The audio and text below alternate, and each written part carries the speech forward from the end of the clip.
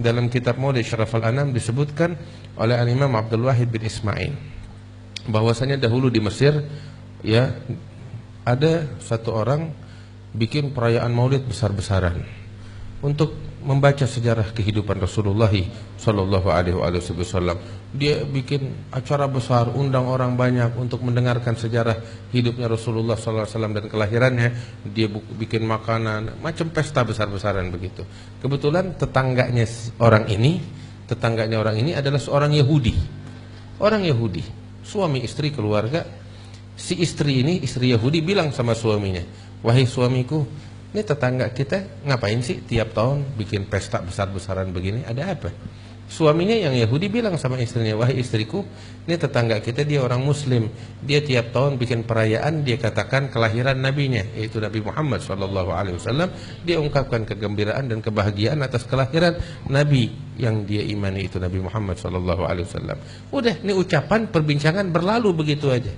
Malam hari si perempuan ini, wanita Yahudiah ini tidur dengan suaminya seperti biasa. Malam hari si perempuan bermimpi melihat rumah tetangganya yang Muslim yang bikin maulid ini terang bercahaya, terang, lebih terang dari rumah-rumah yang lain, terang bercahaya luar biasa.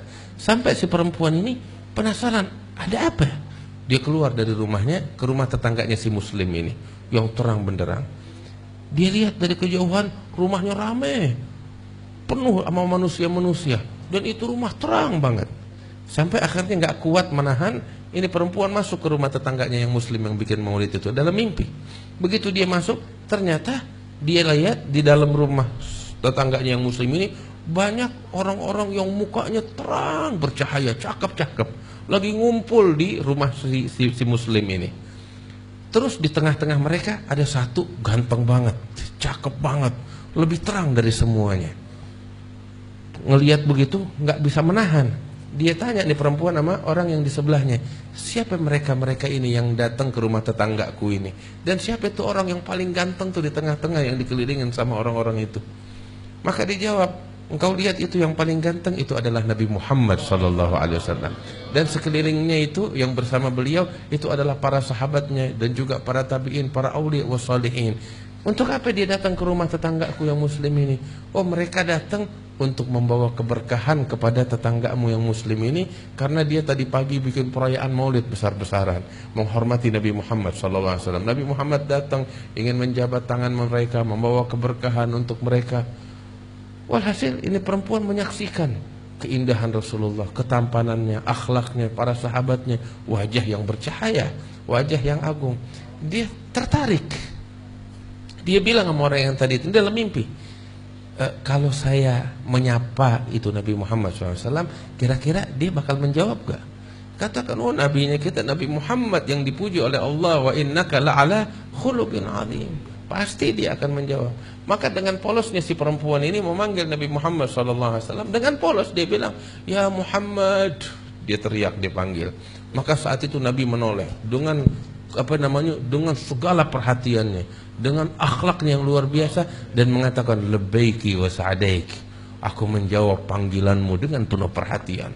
Si perempuan ini sampai malu hingga mengatakan, atujibu nidai wa ana ala ghairi dinik, apakah engkau menjawab panggilanku padahal aku enggak beriman kepadamu, aku bukan orang Islam. Si perempuan ini bilang begitu. Maka saat itu Nabi Muhammad tersenyum dan mengatakan, ma ajabtu nida'aki hatta alimtu annallaha qad hadaki. Aku tidak menjawab panggilanmu melainkan setelah aku tahu Allah telah memberikan hidayat kepadamu, katanya Nabi Muhammad. Saat itu nih perempuan terperanjat dan hidayat Allah masuk ke dalam hatinya. Ini dalam mimpi. Itu waktu juga dia menangis dan menyatakan keimanannya kepada Rasulullah di dalam mimpi tersebut. Terbangun dari tidurnya, air mata udah membasahi pipinya dia. Dan ketika bangun dari tidurnya, dia menyatakan keimanannya, kerinduannya kepada Rasulullah. Dia ucapkan, asyhadu an la ilaha illallah wa anna Muhammad Rasulullah, ketika bangun tidurnya itu di tengah malam. Kemudian dia menangis di tengah malam. Suaminya tidur. Dia menangis, dia merenungkan, dia menyatakan keislamannya dan keimanannya. Dia teringat dengan Rasulullah tersebut. Habis gitu, tergerak di hatinya, esok hari aku tekad mau mengadakan perayaan maulid Nabi Muhammad SAW.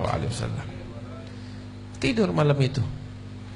Pagi bangun, ketika bangun tidur lihat suaminya udah bangun lebih dulu. Dia duduk di tempat tidurnya. Dia merenung, ya Allah, saya udah masuk Islam.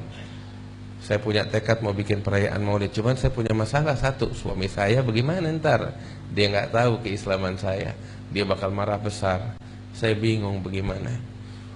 Galau, pusing, stres dia. Urusannya panjang ini. Walhasil udah, dia beranikan diri, dia bangun dari tempat tidurnya, dia bersih-bersih, kemudian dia keluar, pengen ngomong kepada suaminya dengan segala risikonya. Ketika dia keluar, dia heran, lihat suaminya lagi repot, lagi bersih-bersih rumah, banyak orang, kayak ada kayak mau bikin nyambut tamu. Dia datang sama suaminya, bilang, suamiku ada apa? Kok repot, nggak biasanya begini. Kayak mau ada tamu datang ke tempat kita. Iya, saya lagi mau nyambut tamu banyak.